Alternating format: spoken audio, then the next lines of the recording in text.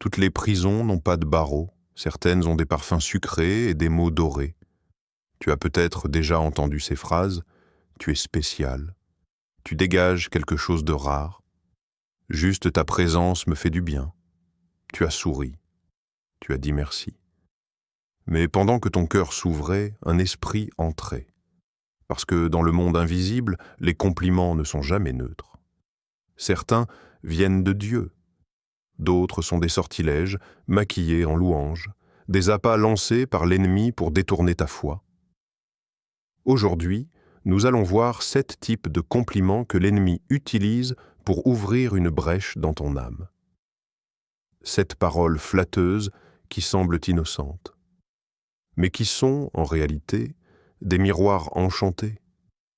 Pas pour refléter Christ, mais pour te renvoyer une image de toi-même, sans la croix. Alors reste bien éveillé, car ce que tu entends peut bâtir ta foi ou l'enchaîner. 1. Le miroir de lumière volée. Il était une fois une lumière, pas un feu, pas une étoile. Une lumière humaine, une âme qui brillait, qui attirait les regards. On murmurait son nom dans les rues, on l'appelait source d'inspiration, lumière dans les ténèbres, flambeau de sa génération. Et cette âme commença à y croire. Au début, la lumière venait d'une lampe tenue par une main invisible, une main percée de clous, mais peu à peu, cette main s'estompa dans les reflets, et la lampe fut confondue avec celui qui la portait. Tu es incroyable. Il y a quelque chose en toi. Tu es né, Edgis, pour briller. Des mots, encore des mots, des louanges offertes comme des pétales de rose, mais qui couvraient un piège. Car ce n'étaient pas des pétales, c'étaient des aiguilles. Et chaque flatterie s'enfonçait doucement dans la peau de l'âme. Dans les sphères invisibles, un miroir s'allumait. Ce n'était pas un miroir banal, c'était un miroir spirituel, enchanté, dressé dans un sanctuaire que personne ne pouvait voir. Il ne reflétait pas le visage. Il reflétait la gloire volée, et chaque fois que cette âme se contemplait, elle ne voyait plus la croix. Elle voyait son éclat, son feu, sa puissance. Ce miroir, c'est celui que Lucifer a construit dans les couloirs du ciel, avant sa chute, avant sa folie, car oui, Lucifer ne s'est pas rebellé par ténèbres. Il est tombé par excès de lumière. Ézéchiel 28 le décrit. Par ta grande sagesse, par ton commerce, tu t'es enrichi et ton cœur s'est élevé à cause de ta beauté. Lucifer s'est regardé et a cru qu'il était l'origine, pas le reflet. C'est ce miroir-là que l'ennemi installe discrètement dans la vie de ceux que Dieu utilise. Il ne les combat pas frontalement. Il les félicite. Il ne leur dit pas « deviens mauvais ». Il leur dit « sois magnifique par toi-même ». Et doucement, insidieusement, il glisse dans leur oreille « Dieu t'a choisi parce que tu es unique. Tu es une exception.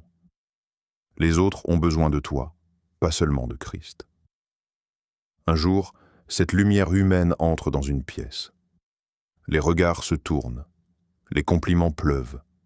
Mais dans l'invisible, un démon, silencieux, masqué, se tient dans un coin de l'ombre. Il ne parle pas, il applaudit, car à chaque mot reçu sans discernement, l'éclat de l'humilité faiblit, et le miroir devient plus clair. Tu crois que tu inspires? Tu crois que ta lumière change des vies? Alors écoute bien. La lune n'a jamais produit un seul rayon. Elle brille parce qu'elle reflète. Mais si elle tourne trop, si elle se détourne du soleil, elle plonge dans l'obscurité et ne le sait même pas. Jean 8,12. Je suis la lumière du monde. Pas toi, pas moi, lui.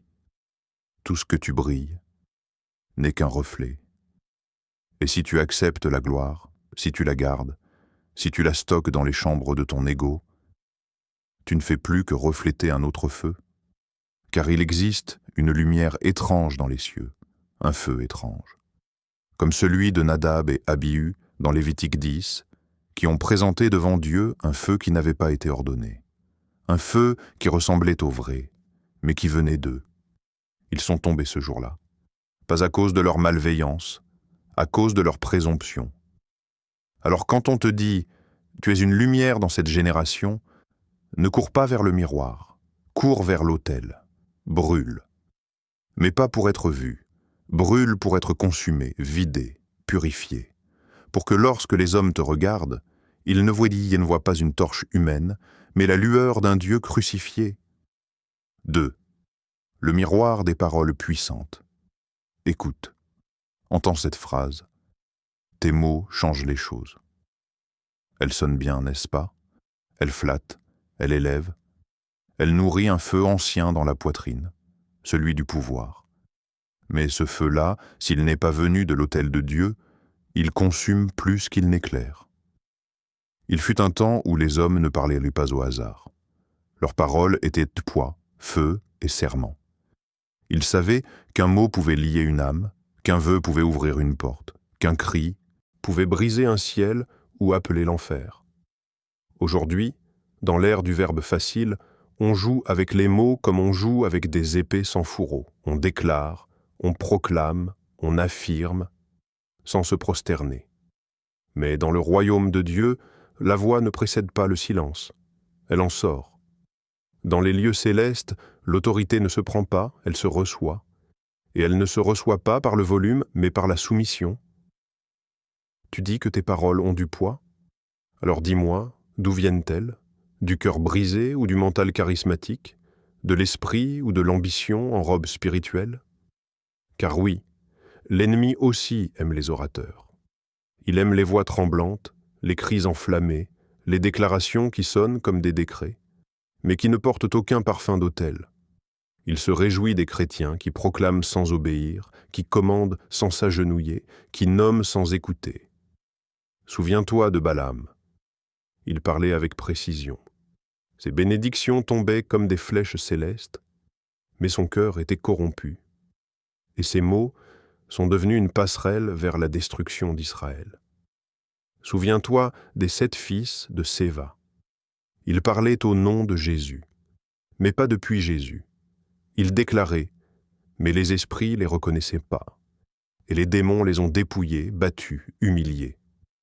Car dans le monde spirituel, la déclaration sans l'autorité est une provocation fatale. Ton verbe a peut-être du style. Mais a-t-il été trempé dans la crainte du Seigneur? As-tu dit ce mot après l'avoir pleuré? As-tu proclamé cette vérité après l'avoir portée comme une croix sur ton dos? Ou bien est-ce une formule vide, un slogan chrétien reconditionné pour TikTok? Car voici la vérité nue.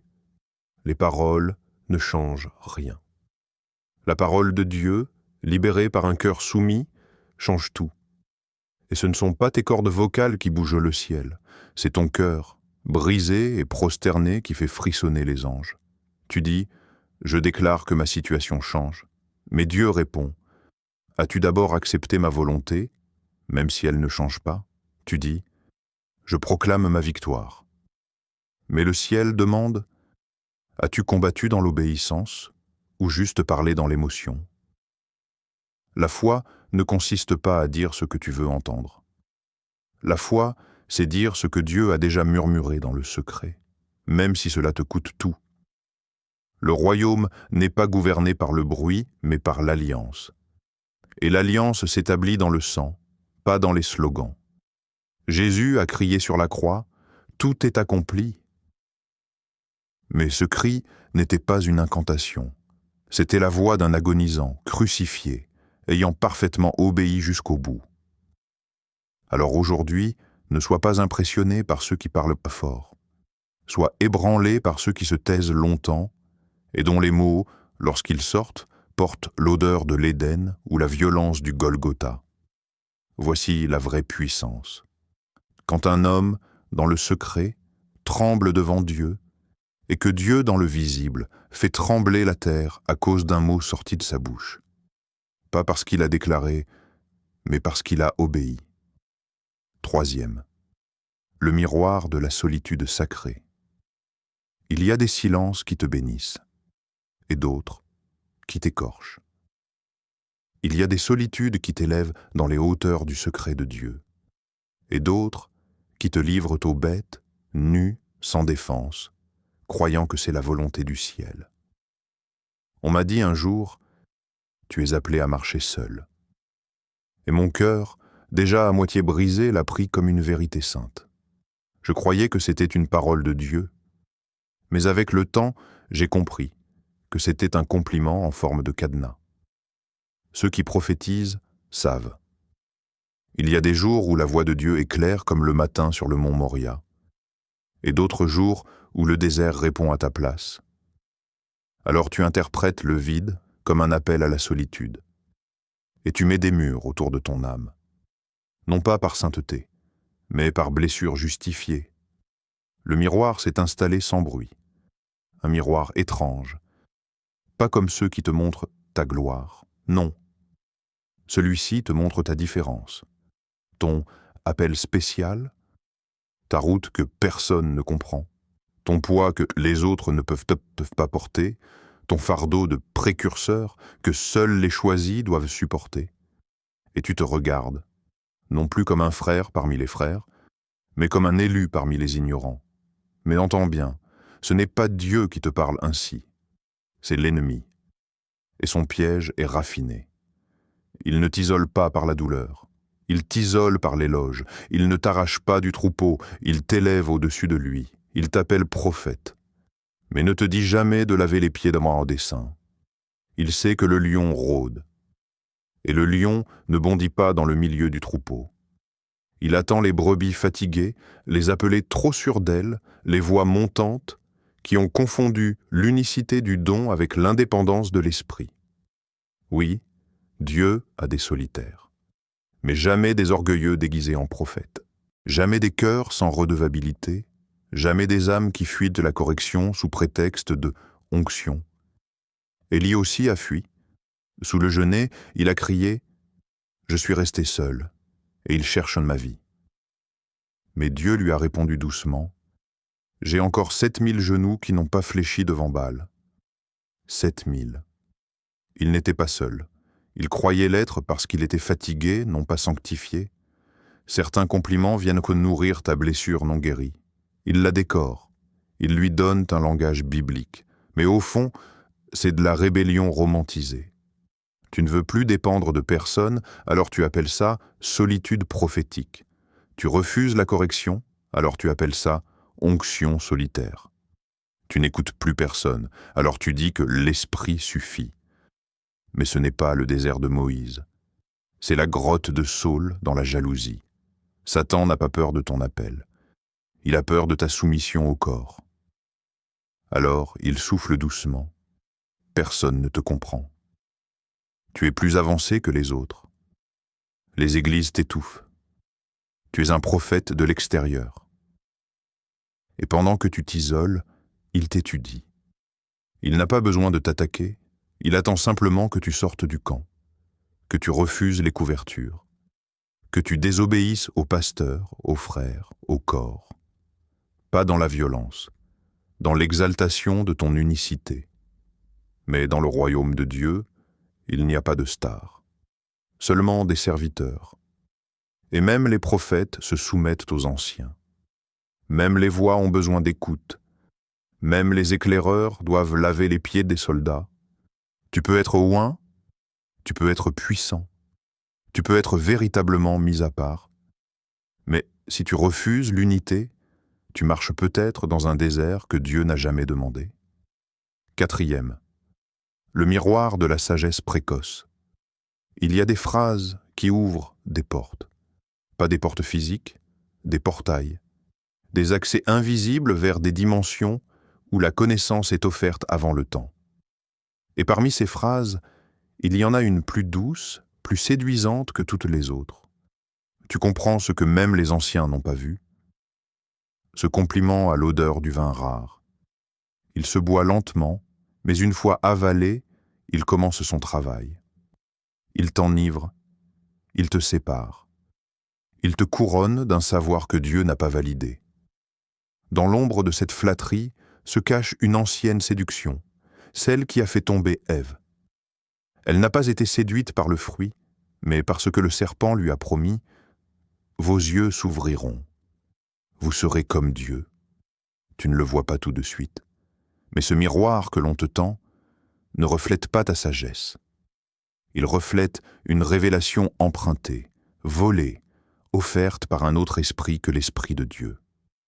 Tu lis les Écritures, et dans ta lecture, tu vois des choses étranges, profondes, mystérieuses. Tu te dis, c'est l'Esprit. Mais as-tu testé cette voie? As-tu ramené cette révélation devant d'autres sages? As-tu laissé le feu de la parole filtrer ce que tu crois avoir trouvé? Ou as-tu préféré l'exclusivité du savoir à la sobriété de la confirmation? Car celui qui croit avoir compris cesse de chercher, et celui qui croit voir devient aveugle de sa propre lumière. Voici le piège. Quand tu crois avoir reçu un secret céleste, tu te places au-dessus des autres, de leurs conseils, de leurs corrections. Tu deviens un puits sans fond. Tu bois, mais tu ne te remplis pas. Tu étudies, mais tu n'obéis plus. Tu lis, mais tu ne te laisses plus briser. La sagesse du ciel n'a pas besoin d'être ésotérique.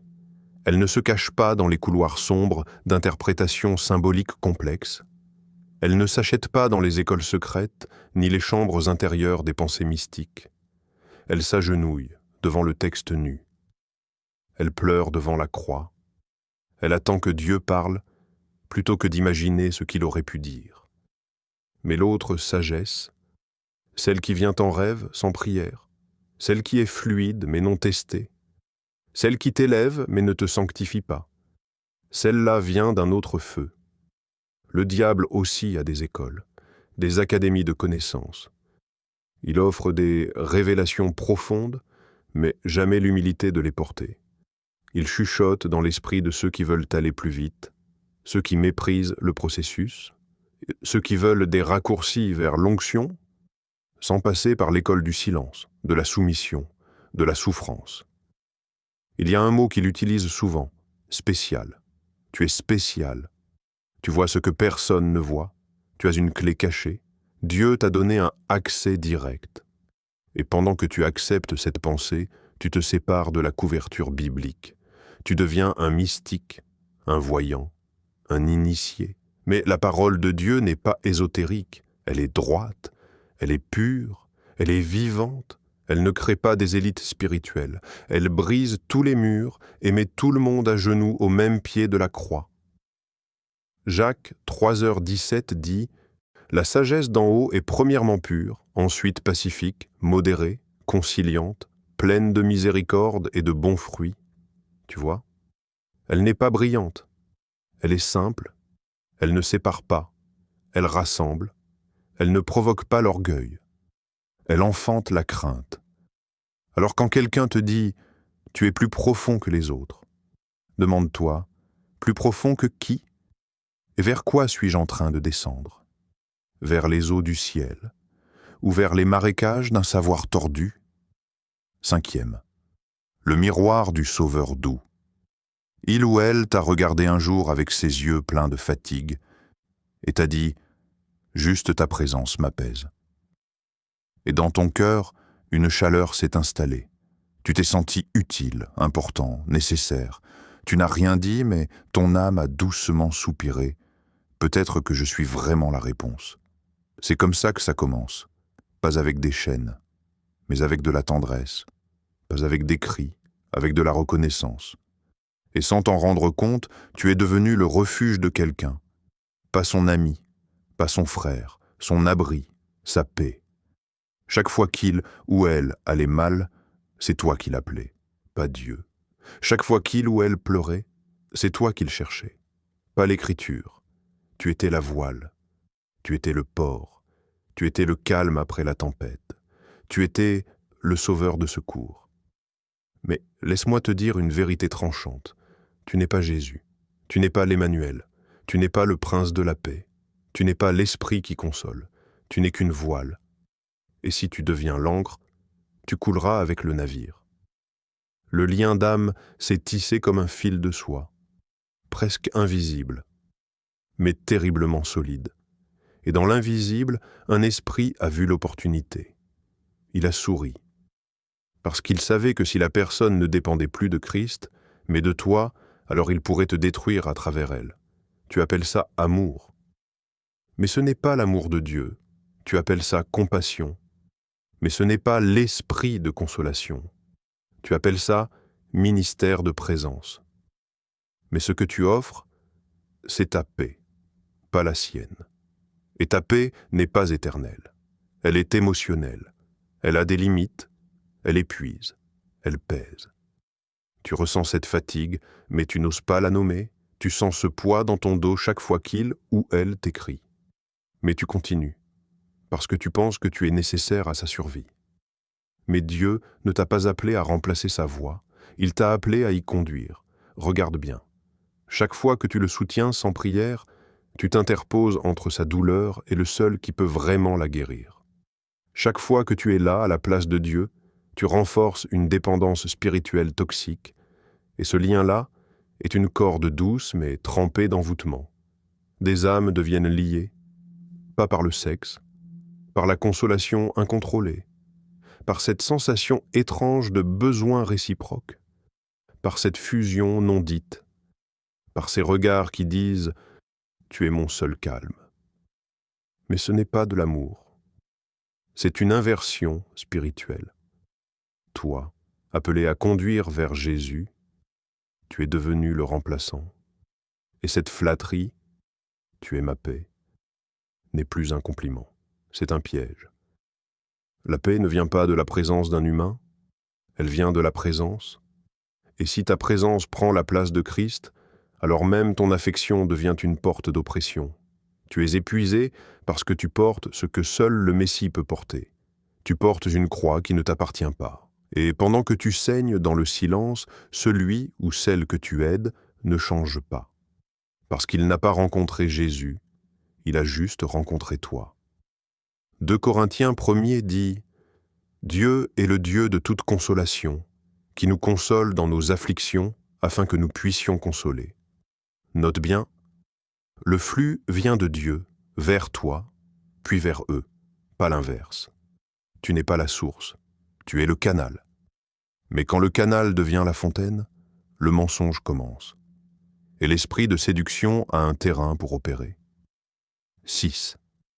Le miroir de la divination déguisée. Tout a commencé par un frisson. Quelqu'un t'a regardé, avec admiration mêlée d'étonnement, et a dit, presque en chuchotant, « Tu peux lire dans les cœurs. » Tu as ri, juste un peu, mais quelque chose en toi a souri plus profondément que prévu, et tu t'es dit, « C'est vrai, je ressens les gens. Je vois ce que les autres ne voient pas, ils n'en voient pas. » Et ce jour-là, un miroir étrange s'est dressé devant ton esprit. Il n'était pas en verre. Il était fait d'eau sombre, ondulante, hypnotique. Quand tu t'y regardais, tu ne voyais pas ton visage. Tu voyais les autres, leurs intentions, leurs failles, leurs douleurs cachées. Et tu as cru que c'était le Saint-Esprit. Mais ce que tu ne savais pas, c'est que dans l'ombre de ce miroir, un autre esprit observait, silencieux, impatient. Le discernement, ce n'est pas une intuition amplifiée, ce n'est pas un 6e sens sanctifié, ce n'est pas une capacité psychique convertie.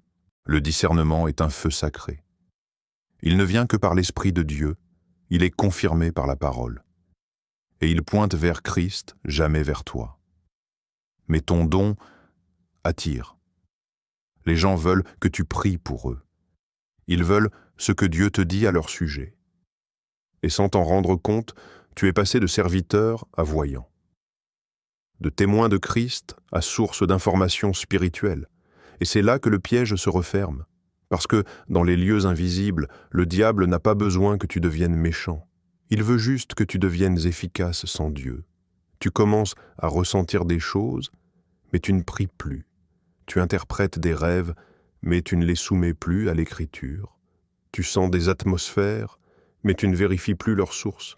Et à chaque fois que quelqu'un dit « c'est fou comme tu me connais sans me parler », tu t'éloignes un peu plus du silence sacré. J'ai vu des hommes de Dieu tomber là, pas par scandale sexuel, pas par avarice, Par divination déguisée, ils croyaient marcher dans le prophétique. Mais ils glissaient lentement dans le mystique non sanctifié. Ils voyaient, ils entendaient, mais l'esprit ne parlait plus. Et c'est là le danger. Quand Dieu se tait, mais que l'impression reste, quand tu fonctionnes par souvenir, par habitude, par perception, quand tu crois que ton filtre est encore pur, alors qu'il est envahi par le subtil. Tu n'es pas fou, tu es pollué, contaminé par des sources spirituelles mixtes, des eaux troubles, des feux étrangers, et le peuple, lui, continue à t'admirer. Parce que la contrefaçon est séduisante, et l'exactitude n'est pas toujours un signe d'origine divine. Souviens-toi de la servante de Philippe, dans Acte 16. Elle proclamait « Ces hommes vous annoncent la voie du salut ». Et pourtant, elle était possédée. Tu peux avoir raison et être utilisé par le mauvais esprit. Le Saint-Esprit ne cherche pas les faits, il cherche la gloire du Fils. Il ne nourrit pas la curiosité spirituelle, il ne te donne pas des dons pour briller dans les cercles prophétiques. Il veut sanctifier, guider, restaurer. Tout ce qui expose les gens sans les restaurer ne vient pas du ciel.